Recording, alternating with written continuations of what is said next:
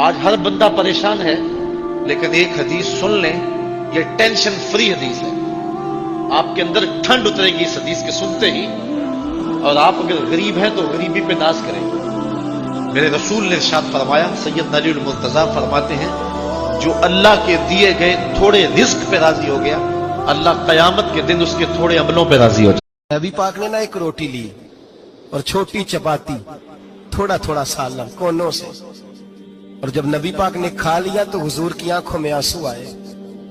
حضرت عمر کہنے لگے حضور روئے کیوں؟ نبی پاک نے فرمایا سوچتا ہوں 7 دن کے فاقے کے بعد کھایا ہے، پر ڈرتا ہوں رب اس کا حساب پوچھے گا تو جواب کیسے دینا ہے؟ اس کا حساب بھی تو دینا ہے نا جو کھایا ہے. تو حضرت عمر فاروق کے ہاتھ میں کچھ چیز تھی، زور سے زمین پہ ماری، کا محبوبہ 7 دن کے بعد بھی روٹی کھائے تو حساب دینا ہے. نبی پاک فرمانے لگے عمر وہ مالک ہے نا، تو جب دیتا ہے تو حساب